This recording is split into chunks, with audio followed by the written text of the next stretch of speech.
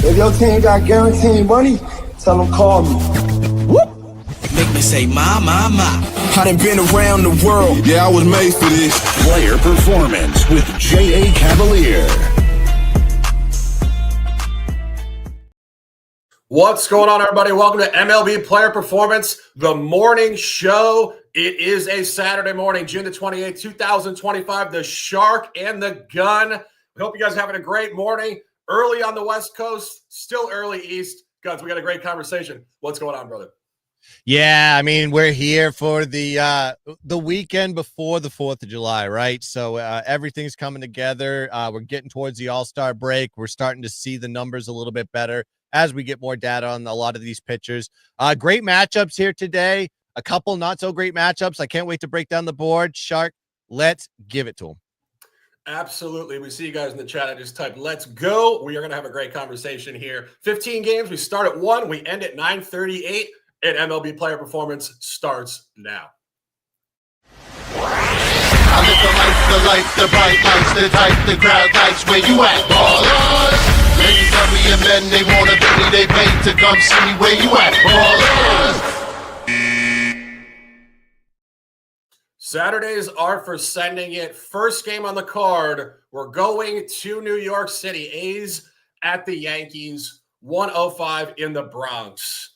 Gunz and I were joking just now before we started the show. It seems like every single show we open up with really kind of a disastrous handicap. This game couldn't get much worse. You got J.P. Sears, actually ex-Yankee, on the mound, has been solid on the road. Clark Schmidt, I never thought I'd see the day where he's laying minus 300. That's an old school Garrett Cole line when he pitched for the Astros. This has got to be the Yankees by some margin, I would imagine. I can only get there with the run line. Gunz, any thoughts?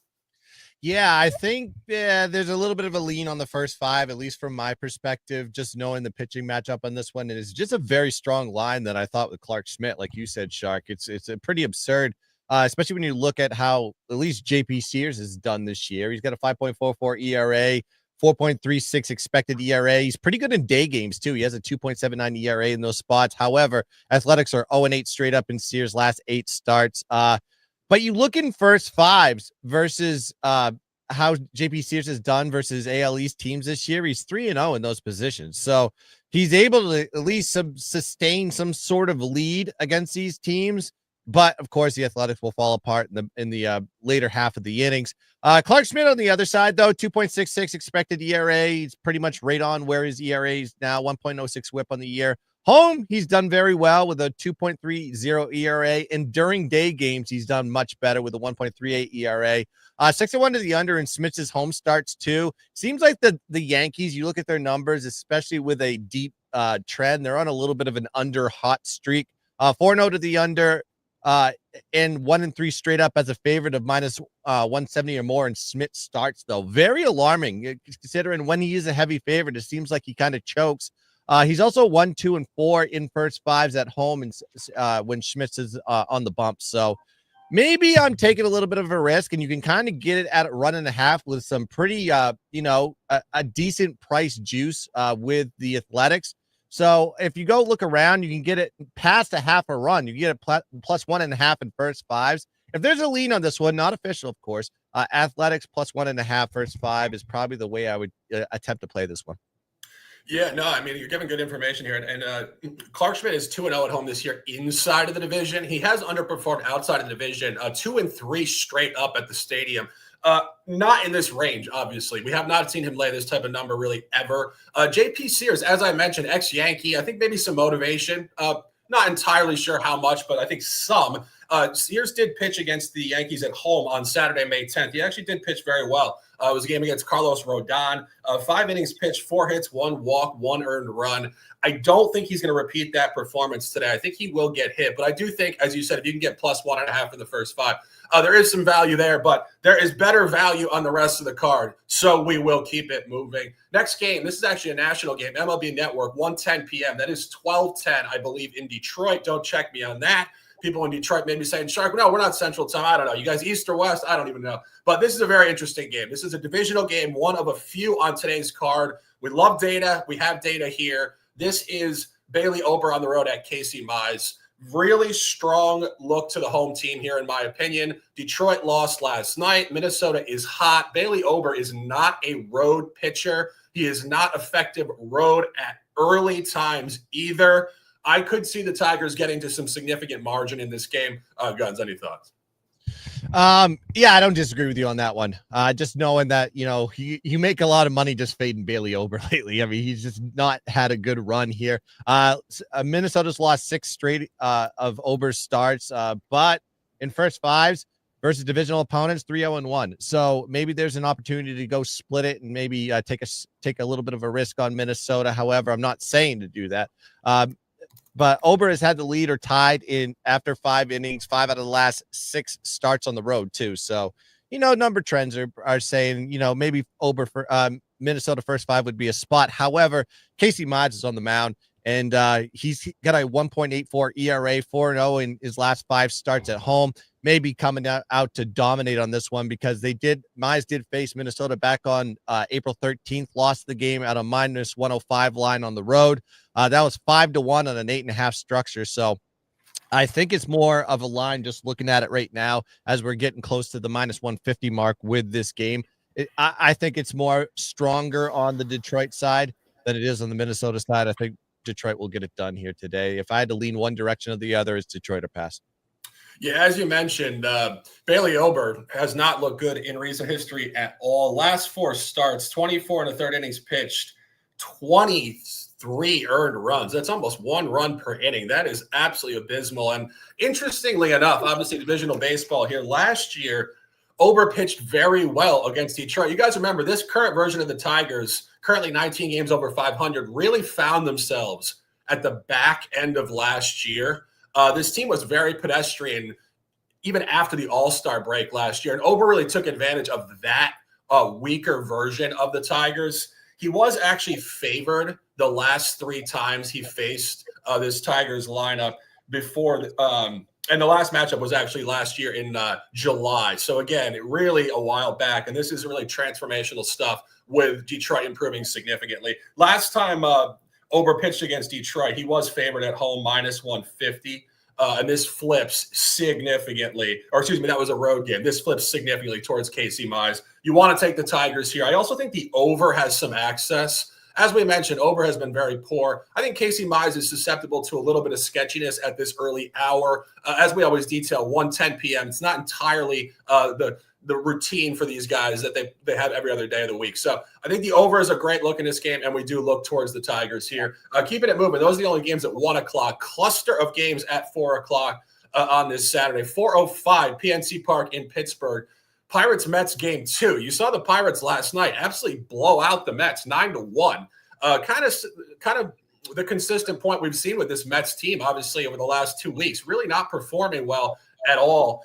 Pretty curious line here, seeing Paul Blackburn laying -150 on the road.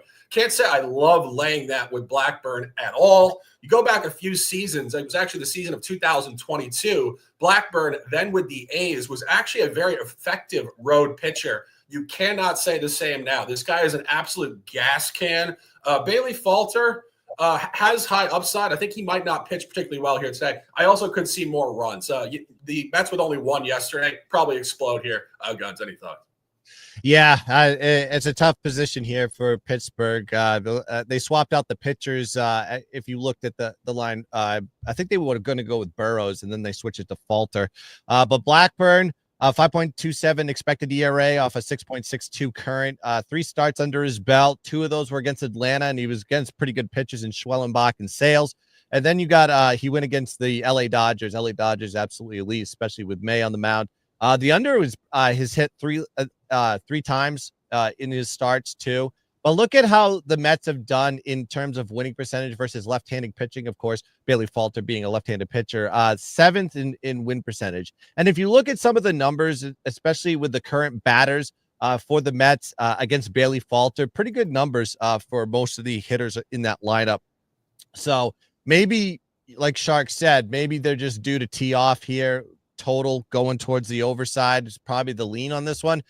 Day games, especially for Falter, have not done well for him. He has a 5.02 ERA in those positions. I mean, he's got a 3.59 and a 3.75 expected ERA overall this season. So just hasn't pitched well in the day games. But some of the trends on the Pittsburgh side, they've done very well versus the NL East in a lot of these situations, especially at home. Falter has already gone against the Mets this season as a plus 224 dog. That was on May 14th. Now he's sitting as a short home dog here. Very tough as far as the line reads are on this one. I may get there somehow. I just got to do a little bit more research. Maybe, like Shark said, maybe it's taking the total versus taking the side. I just haven't figured this one out yet. No, as you mentioned, Falter did pitch on the road at Citi Field. He was facing Kodai Senga in that game. Senga was a significant favorite. And actually, the game was a very low total, 4-0 final. And I think, as I said, you're going to see a lot more runs here. And you mentioned it, this 4 o'clock window, particularly on Saturday, where we see about 80% of the card at 4 o'clock. It's a really odd time. And it's not only an odd time from a routine standpoint for the players, it's the sight line in the stadium. The light is different as we go into twilight and whatnot. It's a very unique calendar day, Saturday at MLB. In my opinion, it is one of the most difficult to cap week to week. We love Sundays. We love being here on Saturday, but I think the 4 o'clock window is tough. It's a high total, too. It's a high total. 9.5 is a high total for a Pittsburgh game. So maybe the book is trying to tell you something there. Yep. Yeah, and as I mentioned, Paul Blackburn had his day a few years ago with the Athletics. This is not really where you want to buy this guy. Only 3 road starts on the year. Actually did pitch well in his first start with the Mets at the Dodgers. But since then, 12 2/3 innings pitched on the road, 14 hits, 4 walks, 6 earned runs. And as we said, Falter not projected to perform well. Over best look in this game and keeping it moving. Also at 4 o'clock, divisional baseball in Baltimore. Rays Orioles game 2. You saw this game last night get absolutely out of line, 22-8. Felt like I was looking at a Ravens-Bucks final score, not Orioles-Rays. This is the second time between these teams in recent history where one team blew a massive early lead. You guys remember, it was about a week ago, maybe 2, in Tampa Bay. Baltimore was up 8-0 in the game and somehow lost 12-8. Last night, Tampa Bay takes a quick 6-0 lead and somehow gives up 22 runs. This is insane. These teams are very unpredictable. Today, you get Zach Eflin, ex-Ray, versus Zach Littell. Both pitchers just faced off against this opponent in recent history. Eflin got absolutely shelled at Steinbrenner Field. I honestly couldn't figure this one out. I think this is a really tough game. Super tight line here. Gunz, do you have anything in this one? I may have a lean on this one. I'm still looking at some of the caps, and every time I get into the data, I find one side to the other, especially with the 2 Zachs on the mound. It's the battle of the Zachs. Zach Littell and Zach Eflin on this one. 3.78 ERA for Littell, 4.56 expected ERA. He's 0-3 in his last 3 starts after winning 8 straight prior. So maybe at some point he's going to get back to the schneid and get back into the winning category. He's also 1-4 in first 5s versus divisional opponents and 4-1 to the under in those. So if you're looking at some other statistical trends on that one, that's one with Littell. Littell did lose to Baltimore in a previous matchup on June 13th, minus 105 home favorite. Minus 105 money line at home. Getting a similar line structure here on the road. Kind of interesting there, especially when you look at Eflin. Eflin, 3.99 ERA, expected ERA off of 5.46 current. At home, he's 4.32 ERA. Day games, though, kind of gets shelled, 6.03 ERA. And I'll get into how he does it in his splits in a second. Baltimore is also 0-2 in Eflin starts when the line is 9.5 or more. We're seeing it at 9.5 now currently on the total. Eflin and Littell met last season. If you want to go look at 2024, they met on August 9th. So there is some matchup stats current with these 2 pitchers. Baltimore was a minus 126 road favorite in that situation, won the game 4-1. Now a lower line here at home. Maybe some line functionality there. I'll have to look. That's kind of intrigued me here on the side somewhat. I haven't got there yet. But Eflin is 4-1 to the over versus divisional opponents in F5s. If you go look back at the numbers, 3 of those hit 8 runs or more. So maybe there is a high scoring element here, seeing the total here at 9.5. I believe it was 8.5 yesterday. So it's ticking upward. I'm in the Maryland area. It's calm. It's humid. Balls should fly out of the park here. Maybe we're going to be looking at a high-scoring affair like we saw last night. Is it going to get to 20-some-odd runs like it's the Ravens playing? I don't know about that, but maybe we're going to be looking at another high-scoring affair here. So if I'm going to lean, I'm going to split this in half. I kind of lean towards the Tampa Bay-Baltimore over first 5. Yeah, I mean, the line is certainly indicating an over. It did open at 10. It's getting steamed down. I'm not entirely sure if that's just syndicate action fading last night, because obviously with some of these outcomes, you see it a game that has 30 total runs. You don't entirely expect a repeat of that, of course, but I do think this is projected to have some runs. Eflin, as I said, has been awful recently, but specifically on the road, far more than at home. Last 2 starts, both divisional, as I said, got absolutely crushed at Tampa Bay. That was Monday, June the 16th. 5 innings pitched, 12 hits, 2 walks, 7 earned runs, 2 home runs against, and he did recently also get hammered at Yankee Stadium. I honestly just can't read this game. In terms of the actual line functionality, the books do like Tampa Bay. Littell was favored on June 17th at home against the Orioles, -110. This is a higher road line than he was at home, which indicates Tampa Bay's strength. And this is a line that is a fade line for Eflin. So if we're going to give you guys anything amongst this conversation, we do look towards Tampa Bay here as probably the best look in the game. That's all we got for that one, and we will keep it moving. Also at 4 o'clock, Globe Life Field in Texas, Game 2 of this series, divisional. Mariners and Brian Wu at our guy, maybe not our guy, but Kumar Rocker. It seems like he's pitching every time we do a show. Every Saturday or Sunday, I think we're talking about Kumar Rocker.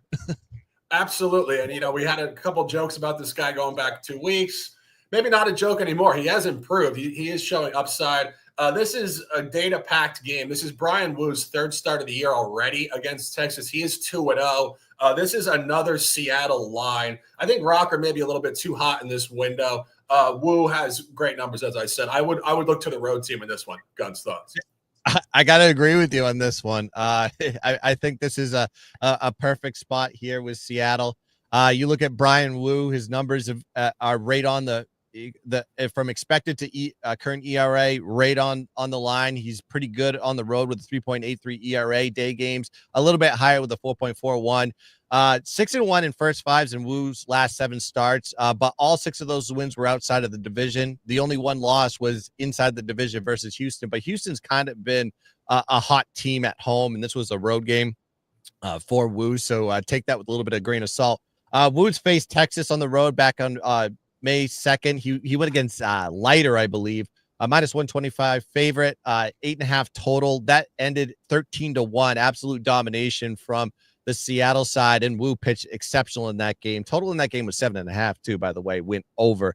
Kumar Rocker on the other side, he's getting better, and he pitches very well at home. If you look at him numerically, he has a 6.68 ERA. Most of that is on the road. That's a problem, but he has a 1.66 whip, 5.73 expected ERA. At home, 2.12 ERA, 2-0 in 3 starts. Day games, he's pitched well, 1.76 ERA, 2-0, 3 starts.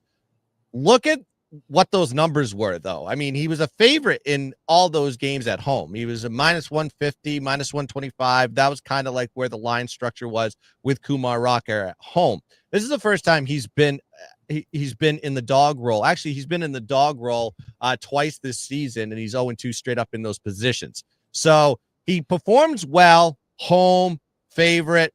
That's kind of his sweet spot. But when you get him at a dog at home, it's an anomaly. It's kind of one of those things that you need to okay, there's a red flag there. We need to go and fade Kumar Rocker in this position. Also, look how Texas has done versus Seattle this season. This is the 8th game of the year that they face each other. They're 1-6 straight up already.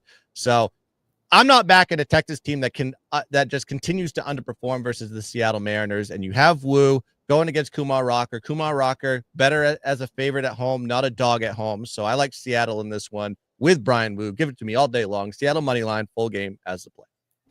Yeah, no, I completely agree with all that. And just to emphasize, 3 home starts for Rocker this year. He is 3-0 straight up, but don't let that fool you. As Gunz said, he's been favored in every single home game. The last 2 with significance, too. And it was all opponent-driven. He faced off against the Angels and then the White Sox. So this is a class difference between what he's done so far at home this year. And this Mariners team is a bye team in this environment. So Our guy Titans TT says the Rangers are coming maybe tomorrow. I don't know about today, but take Seattle on this one, and we will keep it moving. 4:10 p.m. interleague baseball, not interleague, out of division NL baseball. Padres Reds.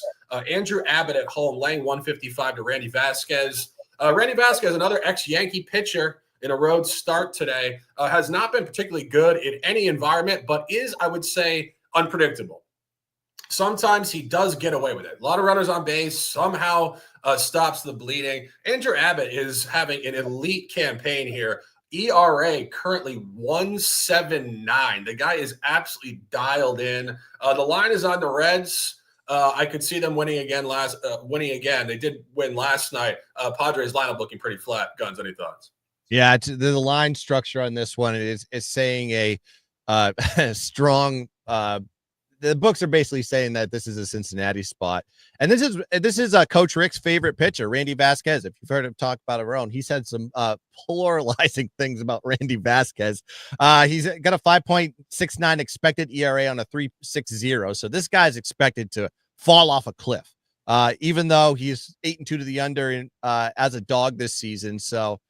Maybe there's a total structure there, but you got to look at Andrew Abbott. He's pitching like an NL Cy Young candidate right now. He's got a 1.79 ERA, 0.97 WHIP. His expected ERA is slightly higher with a 2.94 expected, but Cincinnati is just playing well when he's been the pitcher. And if you look at first fives, it's because of Abbott. 9-2-2 in first fives this season with Abbott on the bump. Second highest favorite line this year for Abbott too, by the way. Cincinnati is 0-2 in those spots, so maybe not a full game perspective. I haven't really picked a side on this one, just knowing how consistent Abbott has been versus a Randy Vasquez who's been inconsistent. I'd probably look to split this in half and find some angle on a first five. I don't know about the full game. Maybe get seeing that Cincinnati just overwhelmingly crushed San Diego yesterday. I'm not going to back San Diego in any portion of this game. I probably look to the first five as just a lean for Cincinnati or pass. Yeah, I mean, yesterday, pretty unexpected result. I mean, Nick Martinez almost threw a no-hitter against the Padres yesterday. And Nick Martinez is not exactly a Cy Young quality pitcher. He is an ex-Padre, so maybe he had some extra motivation yesterday. But this is a very tough game. There's not a lot of matchup data between these lineups and these pitchers, and ultimately one of the more difficult games on the card. So really not a whole lot of great stuff in this one, but we will keep it moving. Next game on the card, equally as mediocre to handicap, I would say. This game, is not mediocre to handicap. Cardinals Guardians, out of division interleague baseball here in Cleveland. Slade Ciccone against Miles McCollus. Seems like McCollus is pitching every time we do a show too. I think this has got to lean towards the Cardinals here. It's my top free play for you guys. Take the Cardinals money line. Just an opening point on this handicap, Slade Ciccone is a better road pitcher. Last year he pitched for the Diamondbacks. He was notably poor in Arizona. He was great on the road. He's coming off of 2 consecutive road starts with Cleveland this year, both wins on the West Coast. I know Gunz backed Ciccone correctly at Oakland in his previous start. This guy, oddly, and again, it's psychology, for whatever reason, when he gets off the bus, he's in a hotel, he's in a hostile stadium, he finds a higher level of competitive energy and focus. He's not a home pitcher. He already did lose once this year as a small favorite to an interleague opponent. It was the Cincinnati Reds. Reds and Cardinals, same division, same line structure. I think McCollus will pitch well in this environment. His only road start this year at this division, not coincidentally, it was a Saturday afternoon in May. He did win at Kansas City as a small dog, 1-0. Great buy, St. Louis and McCollus here. Great sell, Cleveland and Ciccone. Gunz, any thoughts? You mean Michaelis, right? How are we going to pronounce this guy's name? How are we going to do it? I don't know. You could be right, but I'm hearing the announcer say Michaelis. Consensus, it might be Michaelis. I haven't talked to Miles personally, but it could be Michaelis. We'll see what happens. I don't know. But let's talk about the game here. ERA-wise, Michaelis is pretty much on as expected, right? On the road, he's got a 3.83, and during day games, he's got a 2.56 ERA. So really, in this position, situationally, Michaelis does perform better. St. Louis has lost 3 straight Michaelis starts, so maybe he's due to get one here.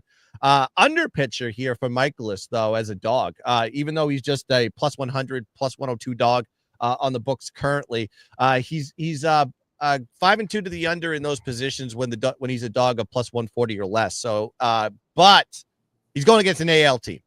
AL teams mean overs when Michaelis is on the mound. 5-1 to the over versus AL teams. So maybe one washes the other. We're not going to play with the total on this one. Slade on the other side, very interesting because he's got a 3.38 ERA, 1.29 WHIP, but his expected ERA is 5.14. So the numbers are saying that this dude is due for regression, and it may happen today. At home, he's even worse. He's got a 5.79 ERA at home, 0-1 in those 2 starts. He's an under pitcher for the most part in a lot of his numbers. He's 3-0 to the under versus NL teams, and he's 6-1 to the under in his last 7 starts. However, I think we can just throw the total out because there's too many trends that go from one side to the other. I think Shark is going in the right direction on this one. I think this is the only way to play this one. Michaelis, in this situation, day game, on the road, better numbers, going against Ciccone, worse numbers at home. I think this is a perfect spot to be jumping on the St. Louis bandwagon. The only way to play this, in my opinion, St. Louis or Pat. Yeah, and just like we were saying with some of these other games in terms of how these pitchers function at home as a dog or as a favorite. Ciccone, only 2 home starts this year, did beat the Angels, but key point, he was a heavy favorite against Kyle Hendricks. 7-5 win. He was not particularly good. The line was Cleveland minus 185. So let the books tell you the story. They loved the situation with Cleveland in that particular game with Ciccone on the hill at Progressive Field. This is very short. And as I said, this correlates directly to a game he played against Cincinnati where he did lose 1-0 to Andrew Abbott. Final point on this game, in terms of run differential, Cleveland is one of the best sell teams in the entire league right now. Cleveland is dead 500, 40-40 straight up. Their run differential is minus 37. And we love talking about run differential because it really is it's kind of an advanced metric when you look at how the relationship versus the actual record. And there's a couple teams. There's at least one more team that we're fading today that is in the same category. It's actually the last game on the card. We'll get there in a few minutes. But sell Cleveland today, take the Cardinals, and let's cash. Next game on the card, also still at 4 o'clock, 4:10, more AL East Divisional Baseball. We told you the first game between the Rays and the Orioles was going to be a toss. This might be more of a toss. Chris Bassett on the road at Lucas Giolito. In my opinion, Giolito is very difficult to figure out in this spot today. He has been very good at home in the division, which would lean you towards him, but he's been very poor coming off a road start at home and in matinees. Bassett, on the other hand, is elite at home in the Rogers Center. He's been sketchy on the road. You don't want to buy either side of this game. I really have nothing here. Gunz, do you have anything or just a hat on? I just got the hat. I've worn this hat for every single show, and I don't think I've made one bet on the Boston Red Sox. I've either faded them or I passed, and I think in this position I may pass on this one. I just thought the line would be a lot stronger for Bassett, knowing that Giolito has a 7.66 ERA, 1-1 in 5 starts at home. Maybe that's because the bats kind of help him out and get him out of a lot of jams, because Boston is 4-1 straight up in Giolito's last 5 starts as well. This is the first time that Giolito's been a home dog since May 6th. In that game, Boston lost 6-1. So if you're looking for positions where Giolito is sitting at home as a dog, maybe you got to take the Bassett side with Toronto. But Toronto on the other side, Bassett's road ERA is much higher than his current 4.91 ERA on the road. Day games, though, pretty decent, 2.41 ERA, 3-1 in 6 starts in day games. But, I mean, if I would have broke it down, I would say most of those were probably at home. Then you got Toronto, 8-2 straight up in Bassett's last 10 starts. He's just running red hot right now, maybe too hot for me to take this guy on a short money line favorite here. But Toronto is 2-5 on the road and 0-3 versus divisional opponents on the road. Granted, they did win yesterday, so just very tough position here. With Bassett, he did play on the road versus Boston back on April 10th. Lost that game, but he was a plus 117 dog on that one. Now he's sitting here as a road favorite with a higher total. Now he's sitting at 9 versus 8 from game 1 to game 2. Maybe a lean towards the over, knowing that Giolito kind of gives up runs at home, and then the Boston Bats seem to keep him into games. And then Bassett on the other side, kind of worse ERA on the road that he is at home. Who knows on this one from a side standpoint? If I had to pick anything on this one, gun to my head, no pun intended, I'd probably lean towards the over. Yeah, I mean, I think the over with any Red Sox game certainly has access. And as I said, Giolito at these funky times on weekends has not performed particularly well at Fenway Park. As I said, he has been great in the division, so there's just a lot of counter narratives in this game. One point on the Red Sox, which I do think has some merit, is the fact that they've lost 6 straight games. And one of the other points that we really do like to look at is teams on streaks, either way too hot or way too cold. This Red Sox team is not projected to be anything close to, a deep playoff team. They are 3 games under 500. Their run differential is -2. So -2 does correlate to right around 500. There's not really that's not an anomaly by any stretch. But L6, at some point, they're going to win a game. I don't know. This is just a tough game. I think tomorrow we might be buying the Red Sox on Sunday if they do lose 7 in a row. But just giving you guys some conversation. Very tough game. Keeping it moving. Next game on the card, also at 4:10 in Milwaukee. Rockies Brewers, game 2. Quinn Priester at home against Antonio Sensatella. Big number here for Quinn Priester. We were talking about Clark Schmidt laying 300. I never thought I'd see the day where Priester's laying 260. I mean, this has to just be some sort of chalk on the home side, I would imagine. Sensatella has kind of gotten away with it all year. Very inflated. Even his last start kind of got away with it. Priester's a home pitcher. You want to sell him on the road, buy him at home. Big line. That's about it for me. Gunz, anything? Sensatella is kind of a better pitcher on the road as far as his numbers go. I mean, he keeps the totals very low, and that's probably where you're seeing the line structure. When you look at a Colorado game, you figure 10 plus on the total. It's not sitting there right now. It's sitting at 9. Looking at Sensatella, he's actually won his last 3 starts. Unbelievably, we've talked so much crap about this guy, and he's actually found some wins. He's also 3-1 in first 5s in his last 4 starts. However, a lot of those line structures were as a plus 175 dog or less. He's sitting here currently at plus 215.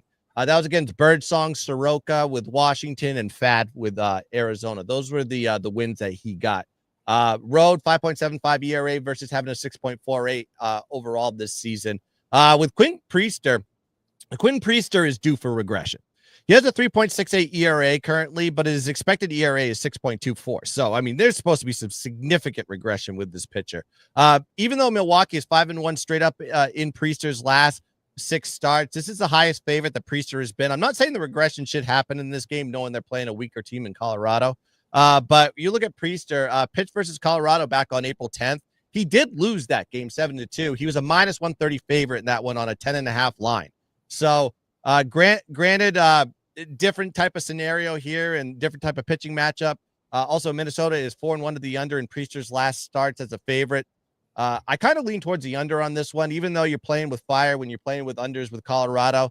But Colorado on the road kind of competes. At least the pitchers kind of show up, especially the starters, it seems like, in these positions. Of course, pitching in Colorado with that thin air, very tough spot to pitch at. I kind of lean towards the under. Haven't made it official, but that's probably the only way I'd go with this one. Yeah, I mean, as I said, I don't really have anything great in this game. If you're talking about the under, you can always go to the fact that Colorado doesn't score much, and they don't score particularly well on the road. Obviously, a home park Coors Field does facilitate more runs out there in Denver. But this is just a trash game, in my opinion. I think Gunz making some great points to the under. Quinn Priester, as I said, is a much better home pitcher. Take the under per the gun. The chat doesn't like the under, but we don't love this game, and we will keep it moving. Next game on the card, yet another 4:00 game. Interleague baseball in Kansas City. Dodgers at Royals. Shohei Ohtani starting this game for the Dodgers. We've seen him this year pitched twice. First game at home, he pitched 1 inning. Last time, a little bit longer, I believe. Seth Lugo has actually performed great at home outside of the division. I'm sitting here talking about the Red Sox losing 6 straight. Well, the Royals said, hold my beer. Here's your other 6-game losing streak. Royals currently 6 games under 500, have lost 6 in a row. At some point, the Royals are going to win a game. This was a playoff team from last year. I've tried to buy them, and I've gotten them wrong more often than right this year, but that's because they're not playing well at all. Honestly, if you want to buy the Royals, you want to buy them with Seth Lugo on the mound at home outside of the division. Gunz, you think they get off the schneid today? It's so tough with the Royals because it seems like, we cap these games based on numbers, and it seems like the books are saying is like, nope, this is a KC spot. Nope, this is a KC spot. And KC's like, you know what? It's not. It's never going to be a spot. It's just one of those teams you just have to kind of maybe just step back and observe. Knowing that Shohei Ohtani is going to be on the mound, with Shohei, when he's pitching, when he's named a starter, what are you going to get? 1 or 2 innings out of him, and then he's going to jump out, and they're going to put in that Casparias guy. Casparias, he's at least has numbers. He's 4-0 straight up when he has been the pitcher, whether it's been coming in after Ohtani or not. But Seth Lugo kind of been that guy for KC for a little bit. He's got a 2.93 ERA, but his expected is 4.69. At home, he has a 2.72 ERA, and KC is 1-5 straight up in Lugo's last 6 starts. They have not shown up for him. Highest total, by the way, in all of Lugo's starts. So maybe they're projecting some runs in this game. Who knows? KC's bats seem to not wake up. I've tried to play the position of oh, this is a high total for KC. We're going to be an over. Next thing you know, drastically under. So second start of the year versus an NL team too. So we don't have a lot of data from Lugo versus the NL. And he's going to play the best NL team in the league with the LA Dodgers. Tough game. I don't have a side. I don't have a total. I'm just it's very tough for me to bet on the KC Royals right now until I start seeing some production from them. Yeah. At some point, as I said, you're gonna buy this team. And to be perfectly honest, I think I said this a week or two ago. At some point, Kansas City is going to get their act together and at least get to above 500, at which point you're going to have an opportunity to buy them in some sort of window of 20 to 25 games where you are going to show profit. We just don't know what exactly it is. Fading the Dodgers at these short figures on the road is never pretty. The Dodgers have been covering these short lines all year where they theoretically have no business doing it. As I mentioned, Lugo's been great at home outside of the division. 4 starts, all really excellent. Faced Baltimore, only 1 earned run in 6 innings. Best start of the year at home against Houston, 8 innings pitched, 3 hits, 0 runs. Took a loss against Boston. He was good in that game too. 6 innings, only 3 runs. Took a loss against the Yankees on Thursday, June 12th, 1-0, 5 2/3, 2 hits, 0 earned runs. So I think you're going to get Lugo's best effort here today. It's just a matter if the Royals lineup can get anything together. I honestly would lean towards the first 5 under. I think that Lugo will pitch well. Ohtani will go 1. I believe I said he had gone multiple innings. I just checked. No, he was just the opener. This is his 3rd start. He will be in here for 1 only. I think the first 5 under is the best look. The game could explode late. So free play, if you guys want to play this, look towards the first 5 under, and we will keep it moving. Next game on the card, more interleague baseball, this time in Chicago. Giants, White Sox, game 2. Robbie Ray on the bump against Adrian Hauser. Adrian Hauser has looked very good. He is running a 2.27 ERA, far better than I think anybody expected. Robbie Ray was very hot early season. He's cooled off a little bit since. This line, in my opinion, is just what you would call your stock line where books don't have a lot of information. It's out of division. It's interleague. These teams rarely ever play. I honestly don't have much in this one. Gunz, any thoughts? I think you can have a little bit of a pitching battle here. We had one yesterday with San Francisco in the White Sox, and as long as Adrian Hauser is on the mound, seems like the totals go very low. And you got Robbie Ray. He's kind of an under pitcher himself. I mean, his ERA is 2.83 on the year, and his expected is right on that line. But Adrian Hauser, 2.27 ERA on the year, 1.26 wins. He's been absolutely solid at home with a 0.75 ERA at home, 2-0 in 2 starts. So maybe a good spot to be jumping on the Chicago White Sox bandwagon. Granted, they're going against Robbie Ray.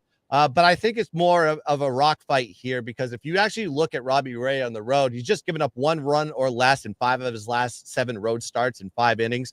And on the other side, as long as Adrian Houser's on the mound, unders tend to hit 6-0 to the under in Hauser starts this year. And Hauser is given up a 1 run or less in 4 out of his last 6 starts in 5 innings. So very much an under type of rock fight, I think, here, knowing that really the San Francisco bats have kind of struggled lately. And Chicago White Sox kind of rely heavily on their starting pitching to kind of carry them in a lot of these situations. They have 2 or 3 good starters in that lineup, just can't get the wins because they just don't have the bats to really power them over the top. But I think this is going to be a very good game, very close game, and it's going to be a low-scoring game for that matter. So if I'm going to take this game, I'm only going to take the under. Yeah, no, I mean, I agree. I think Robbie Ray is obviously efficient here, and Hauser's looking good. So under from the gun as the best look in this game. I really have nothing in this one. We will keep it moving. 410 in Arizona. I believe that is 110 local in the desert. Marlins Diamondbacks game 2. A big pitching matchup here. Sandy Alcantara at Brandon Pfaadt. The Marlins are hot. The Marlins have won 5 in a row. We're sitting here talking about these teams on losing streaks. Very surprising winning streak. Marlins only 10 games under 500 at this point. Upside team, very scrappy. I was watching them play a couple days ago when they swept San Francisco in San Francisco. This lineup has upside. It has depth. Very competitive young team. Sandy Alcantara here is also showing upward momentum. This line is short. Brandon Pfaadt did pitch in Miami early season. He was minus 180. You would expect that to be at least 180 at home. Sandy Alcantara obviously has a buy element. I just don't love buying the Marlins when they're this hot. I think they're a little too hot at this point. I honestly think either side could hit this game. Gunz, any thoughts? I just looked at the line structure, and I kind of wrote down this game, and I just wrote down what the lines were before I went to bed last night. It was minus 142 in favor of Arizona. Now it's steamed up to 158. So it seems like everything's kind of ticking towards a very strong Arizona style with Pfaadt on the mound. Pfaadt just pitches better at home than he does anywhere else. Very bad road pitcher. He has an expected ERA of 6.79. That should tell you something, but he's 4.08 ERA at home, 5-2 straight up in 7 starts at home, by the way. 5-1 in first 5s in full game in his last 6 home starts as well. But I think there's probably an element to the total here that we could probably take advantage of, knowing that Alcantara is 3-1 to the over in first 5 versus the NL West. You can look at that one too, and just look at the ERA for Alcantara. He's got a 6.69 ERA on the year, 4.69 expected ERA, but on the road he has a 9.82 ERA, 1-4 in 6 starts on the road. So kind of just a home pitcher. That's basically what you're going to get out of Alcantara if you're going to take advantage of him. It is a short line, but maybe it's a short line just because, maybe the books are kind of protecting themselves, knowing that Miami's just been on a little bit of a hot streak as far as the wins go. I think this is just a very strong line here for Arizona. It's probably too much right now at minus 1. It's kind of hitting the precipice of 160. Not something I want to be jumping on from a side, but if we split this in half, knowing that both pitchers are kind of over pitchers, Arizona is 5-1 to the over in first 5 versus NL East teams too. So I kind of lean towards the over first 5 on this one, knowing that if we're going to be taking these two pitchers, I expect runs from these guys, or at least giving up runs, maybe more so on the Arizona side than it is from the Miami side. So if I'm going to play this one, I played first 5 over. Yeah, no, I think the over is probably the best look in this game. I'm just looking at what you were saying about Alcantara. I think even more precisely on the road. 3 starts out west. He has been very poor on Pacific time. Tuesday, April 29th at the Dodgers, absolutely abysmal. 2 2/3 innings pitched, 7 earned runs, also 5 walks. But again, that's the Dodgers. Maybe that's just the Dodgers being the Dodgers, but maybe not, because against the Angels on May 23rd, 5 1/3, 5 hits, 2 walks, 5 earned runs again out west. He stayed on the road at San Diego, 4 innings pitched, 7 hits, 4 walks, 6 earned runs. And Brandon Pfaadt, 1 isolated home start, I think maybe not coincidentally, also on a Saturday against the Nationals from this division in a similar type of spot, did not make it out of the first inning. 10 runs in that game for the Nationals in the first. I think both teams are projected to score here. I absolutely agree with you. The best look in this game would be the over. See if some of our guys in the chat really ripping the Diamondbacks today. Best of luck there. Expect a lot of runs in this game. That's the 4 o'clock slate. We got 3 night games tonight, 2 national. First one on the card, divisional baseball in Atlanta, Truist Park, Phillies Braves game 2. Jesus Luzardo at Spencer Schwellenbach. This, in my opinion, has to lean towards the home team. We're sitting here talking about all these teams that are either buy lows or sell highs. Look no further than Atlanta, who is 7 games under 500 with a plus run differential. Gunz, this has to be a home spot, correct? Yeah, I kind of like the total on this one. I think we could expect some runs in this position from these teams, whether it's one side or the other. We'll have to see about that one. But you look at Luzardo. Luzardo in his road starts, a lot of overs have been hit. 6-1 to the over in Luzado's last 6 road starts. So we could be seeing some regression here from Luzardo, or maybe even Schwellenbach for that matter, because Schwellenbach, he did face Philly back on April 12th, minus 130 home favorite in that spot. You're seeing a bigger line here. Previously, the game ended at 4-2 on a 7.5 line. You're seeing a higher total line here in this position with Atlanta at 8, slightly better. But you look at Schwellenbach, he is at home, 2.64 ERA, 9-3-1 to the over in Schwellenbach's last 13 starts too. So he has been an over pitcher, and he's getting better. However, I think seeing how Atlanta performed yesterday, absolutely getting waxed by Philly, like just hit all over the place. That game did go over. I think we could be expecting a little bit more of the same. If I were going to play this game, I think we're going to play the over on this one. Yeah, no, as you said, these guys actually did face. I think they faced each other, maybe not, but totally regardless. Yeah, they did face each other on April 10th. 4-2 Atlanta in Atlanta. This is a heavier line. It's definitely an Atlanta spot. One more point on these pitchers. Schwellenbach is actually 3-0 at home inside of the division. He's only lost 2 home games all year. He is 7-2 at Truist Park. Both losses were against NL West opponents, Dodgers and Padres. So if it's not the Dodgers or the Padres, it's a win. And as I said, 3-0 at home in the division, including that win on April 10th. That was actually an 11-inning game, a walk-off home run from Marcell Ozuna. And Luzardo is exhibiting a lot of zigzag road versus home. He's coming off a good home start last Sunday against the Mets, 0 earned runs. This seems to just be the pattern with this guy. Good home start, go on the road and get hit. He's had a few good road starts this year, but mostly against lackluster competition. Most recently at Miami, Toronto, at the A's, and Colorado. This is a divisional opponent. It's a revenge spot. It's a buy low. Really, really elite look here on Atlanta tonight. Our guy Titan CT says, I took a little Bravos minus 148. We would not disagree with that, and we will keep it moving. Other game, national game, both Fox games. That's a Fox game there. Cubs Astros in Houston, 7:15. Colin Ray at Lance McCullers. This is not Lance McCullers from 5 or 6 years ago. The guy has kind of been through it. He's been injured. He was out for over a season. He's been getting harassed on social media, I believe. Just a lot of garbage and moving parts. Of course, nobody should ever be harassing pro athletes on social media because of winning or losing bets. It happens. It's 2025, but tough game. Gunz, I believe you do have a side on this one, however. Yeah, I've kind of just dissected this game a little bit, and I'll give it to the people that are watching here. Make sure you hit the like button because we're giving the free information for the low price of $0.00. Let's talk about this game, though. Colin Ray on the mound, right? 4.42 ERA. He's expected 5.2. Not great for his expected. He's got a 4.23 ERA on the road. 4 road starts, 2-1. So the Cubs actually show up for him in those spots too. 4-1 straight up in Reyes road starts this season, all NL teams. So they're facing an AL team on the road with Ray on the mound. This is the first time this season. So you look at the Cubs too, 3-1 straight up in Reyes starts as a dog too. So positionally kind of, numbers kind of favoring the Chicago side over the Houston side. Lance McCullers is going to be hitting the mound. He's got a 4.29 expected ERA, a little bit lower than his current.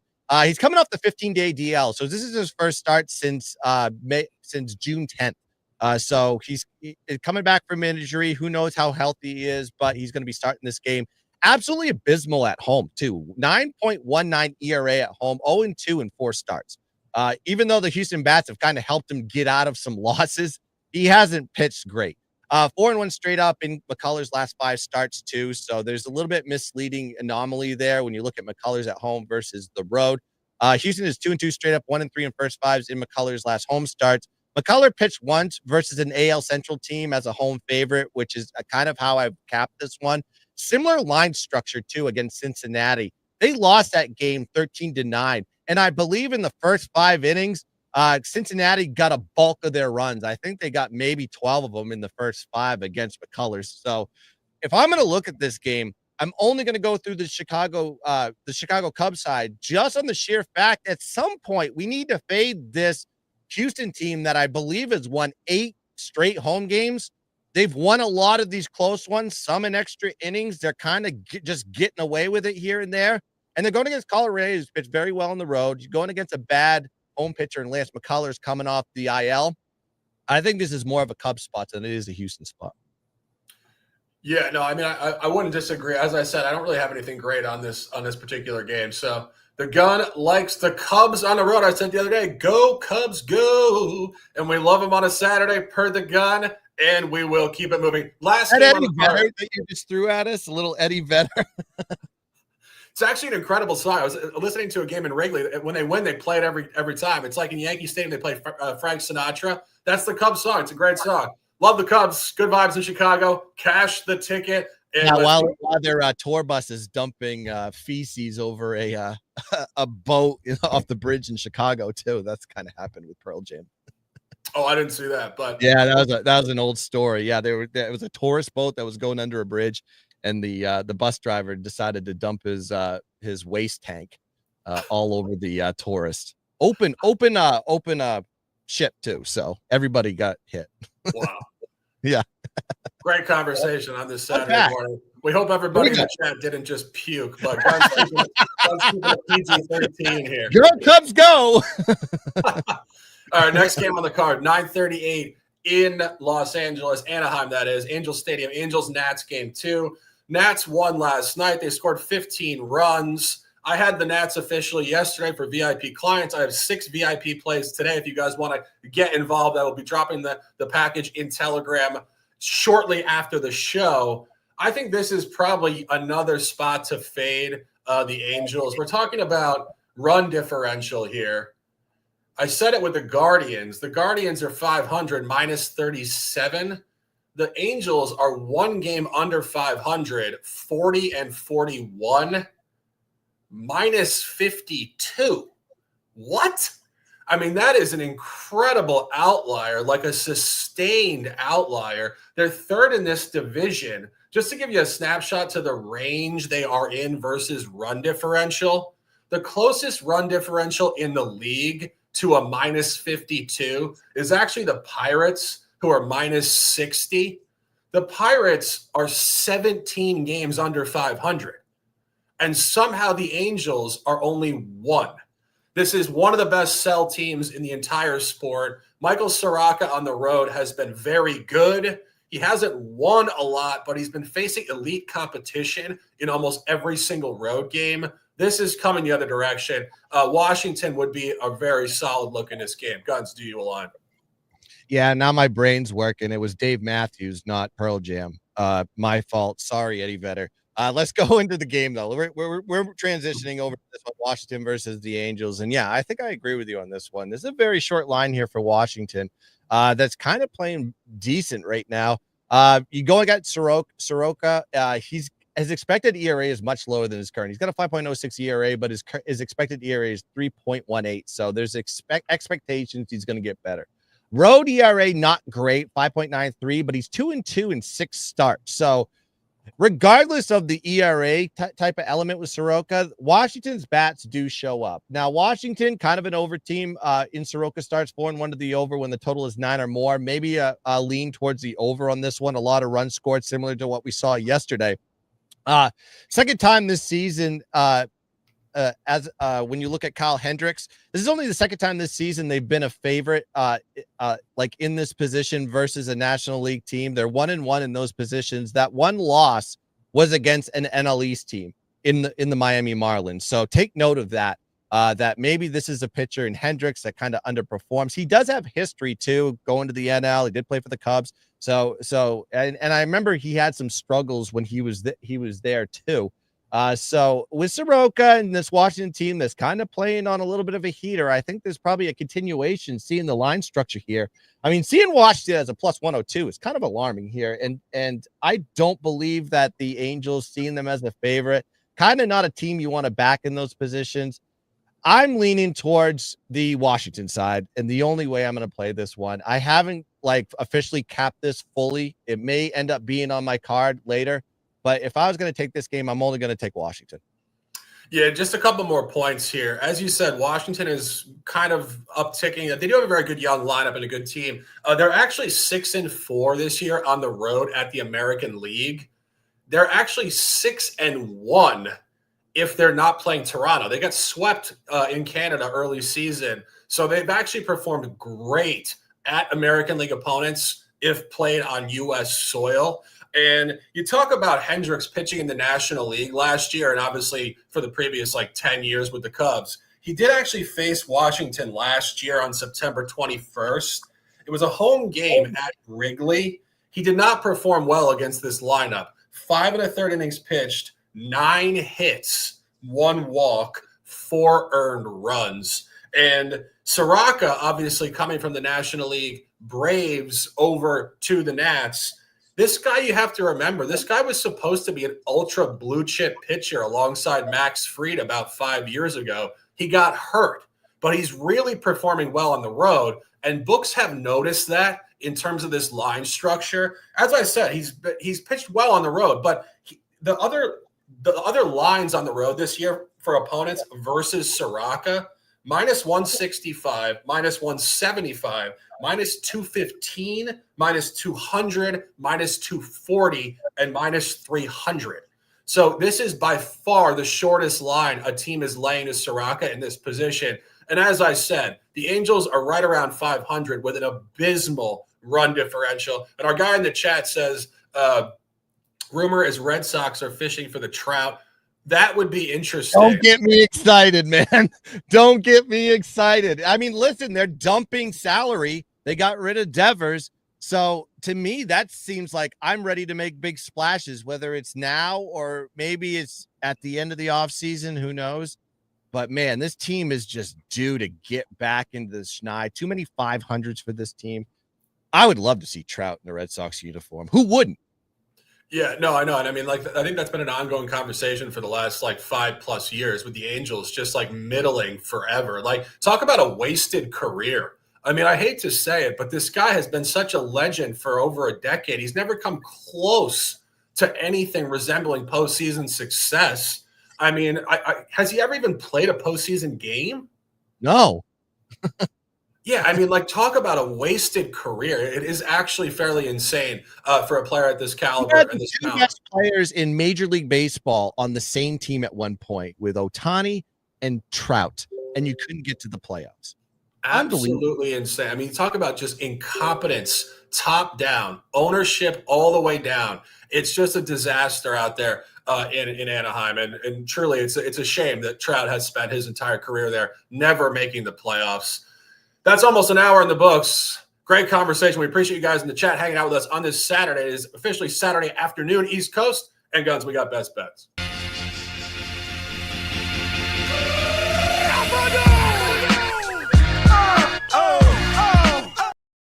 Saturdays are for sending it. The gun in the house with best bets. Yeah, the two I like the most, and I'm going to give you a side. I'm going to give you a total. I think we agree with this one. This is a full collaboration. Tell me if you like it or not. Seattle money line. versus Texas versus Kumar Rocker, our guy on the weekends that we love to fade. And then of course that Chicago White Sox Giants total with Robbie Ray and Adrian Hauser. I got to be taking the under 8 on that one. I think those two pitchers will go toe to toe, nail to nail, and there'll be an actual pitching barn burner in that one. So I like the under in that game. Those are the two I like the most on the show. Yeah, great looks there. My best free play for the show, take the Cardinals on the road at plus money. As I said, Ciccone is a road pitcher, not a home pitcher. McCullers functions very well here. That's about an hour, Gunz. Let's put together a quick little parlay. Our guy says, newbie here, love the show, blah, blah, blah. Dave Matthews shitting incident. We appreciate that, brother. We'd love to bring the conversation. I'm going to come up with random stuff like that all the time. My brain is just littered with nonsense. I have nonsense just jumbling through my made. It's either handicapping statistics or just pop culture references. That's all I got in my brain. Everything else is, I can barely remember my own kids' names, Love that, Gunz. Love. Don't tell them that. Don't tell them. Let's put together a nice 6 or 7 leg parlay here, and then we'll get out of here. All right. I want to put Seattle on there. If we were to do, I like that under for I think we should just put the best bets on there. Obviously, we put the Cardinals, we put the under on the White Sox and the Seattle. Okay, what's the number on that under? 8. Okay, under 8. All right, we'll go with Atlanta money line as well. Yep. That's 4. 1, 2. That's 4. We got 2 more. Yeah. Man, that line. God, I don't know. What about the? You want to put the Yankees on there? That's -290. Yeah, why not? Yankees, and then we can go with the under in the Dodgers first 5, maybe. Yeah. Okay. Yeah, as I said, I think Lugo performs great in that spot. Yeah, he performs.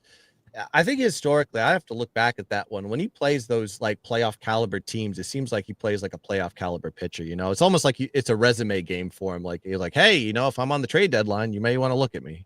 So yeah, that's what I was saying when I was handicapping that. I was saying he has 4 starts at home this year outside of the division. He's been great in all 4. So definitely look for something. And as I said, Kansas City's lost 6 in a row. It's a playoff team. At some point, they're gonna get off this schneid and uptick. So maybe today, but I think the under in the first 5 is a great look. So there's our Saturday parlay, June the 28th, 2025. Seattle money line, St. Louis money line, San Francisco White Sox under 8, Atlanta money line, Yankees money line, Dodgers, Kansas City first 5 under. Gunz, a pleasure. We appreciate you guys in the chat. Give them some words, and I'll close it out. Yeah, go check us out on Telegram. Why Lose Gunz, Why Lose Shark. Also, a special deal right now. Given my my MLB package, full season right now for $100. This is only going to last till Saturday, folks. The link is on Telegram, or you can just DM me at GunzPicks on Twitter, X. It'll be not Twitter, X, Instagram, or TikTok. My DMs are open at GunzPicks. You can go check me out there, or just come and get into my Telegram and get on this deal. Profitable baseball season so far. So let's continue the momentum and let's cash tickets. Back to you, Shark. Absolutely. That's an hour and change. We appreciate you guys. Have a great day. Let's cash these tickets. For Jay Cavalier cashing tickets around the world, the prop master and Coach Rick. He is the gun. I am the Shark. Stay strong, stay fast, stay disciplined, and let's dominate. And hit the like button. Hit the like button. Cut my life into pieces. This is my last resort.